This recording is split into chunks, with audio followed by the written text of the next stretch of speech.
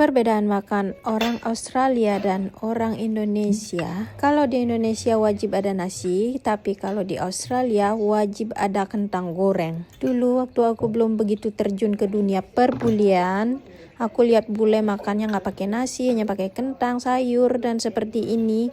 Itu tuh kayak mikir, oh, kok bisa ya? Kok nggak lapar ya? Kok bisa ya makannya nggak pakai nasi? Kok nggak aneh ya makannya itu kentang sama sayur? Mikirnya kayak gitu. Tapi sekarang setelah menjadi istri bule, sah sebagai istri bule, aku pun terbiasa dengan semua ini. Jadi walaupun orang kampung lalu tinggal di luar negeri, aku nggak begitu kaget dengan makanan ini, karena di Bali pun aku sering lihat bule-bule sudah makannya seperti ini, dan sebelumnya aku juga sudah pernah bekerja di perbulian. Dan selain itu, karena aku bisa makan apa saja yang masih layak makan, jadi aku mau dikasih kentang, mau dikasih nasi, mau enggak, mau dikasih apa aja, asal itu masih layak makan, aku nggak bakalan kaget. Dan seperti biasa, makan malam disiapkan oleh Pak Su, dan menunya ada jagung, ada kentang goreng, ini ada kayak nugget, tapi di tengahnya ada kayak keju, tapi dibilangnya itu apa ya pasta garlic gitu, di tengahnya apa sih itu namanya, nggak tahu dah. Ini sama sayurnya campur-campur, dan apapun yang dimasak sama Pak Su aku nggak bisa komplain. Yang ngapain dikomplain lagi ya kan, udah dimasakin aja udah syukur. Tapi jujur memang apapun yang dimasak Pak Su kok selalu enak ya, padahal bumbunya simple banget. Sebenarnya masak-masakan bule itu jauh lebih gampang daripada masak-masakan Indo, karena bumbunya itu sesimpel itu, dan bumbunya hampir semuanya sudah ada yang botolan. Jadi ya tinggal satset-satset, tuang-tuang, udah deh. Pak Su itu orangnya pemilih banget sama makanan. Tetapi kalau aku, nggak usah milih-milih deh. Apa aja enak, walaupun tanpa garam. Pak Su selalu aja menemukan resep-resep yang berbeda setiap harinya. Padahal setiap hari kita bilang diet ya, hari ini diet ya, jangan masak ya. Selalu seperti itu, tetapi setelah sore, masak lagi, dan enak lagi, makannya banyak lagi.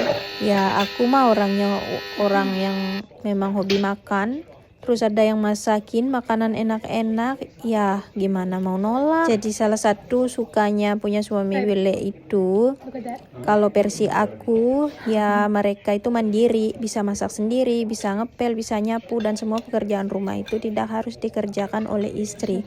Dan mereka sangat menghargai istri walaupun istrinya nggak ngasilin uang. Memang sih mungkin ada beberapa yang tidak seperti itu, tetapi kebanyakan memang mereka itu mandiri, dan kalau sama istrinya itu istrinya diutamakan. Mungkin karena memang mereka dididik sejak kecil untuk mandiri kali ya. Dan kalau dukanya sih, kalau pas diajak melali, dia itu disuruh motoin fotonya. Kalau foto 100 paling yang bener cuma 2. Dan bukan cuma itu aja, pas kalau mau makan makanan Indo gitu, karena nggak biasa, dia nggak bisa. Apalagi kalau aku masaknya pakai terasi atau pakai ikan, dianya nggak bisa. Baru mau ngambil terasi aja dianya udah kabur. Apalagi suamiku yang memang tidak begitu suka dengan ikan. Jadi kalau mau masak atau mau makan, ya aku nurut-nurut suami aja, karena dia lebih pemilih. Sedangkan aku ya mau makan apa aja oke lah.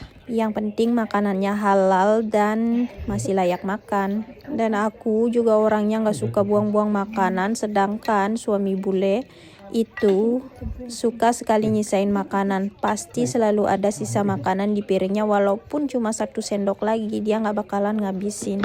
Dan akhirnya akulah yang comot-comot, jadinya aku yang gagal diet. Kalau aku, piringku harus bersih kalau makan, nggak ada yang tersisa. Soalnya dulu bapakku ngajarin kalau makan itu jangan buang-buang makanan, sayang. Dan lagi karena aku juga terlahir dari keluarga sederhana yang dulunya makan aja pas-pasan, jadi ya sekarang walaupun udah berkecukupan untuk makan bisa, tapi tetap aja kalau harus buang-buang makanan itu rasanya gimana ya, kasihan aja sama makanannya.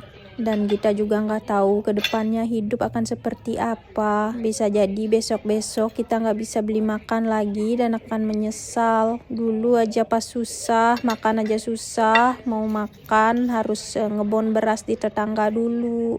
Masak harus irit-irit, terus sayurnya harus irit-irit juga. Kadang pakai beli Indomie terus dicampur sayur biar banyak, biar cukup untuk satu keluarga.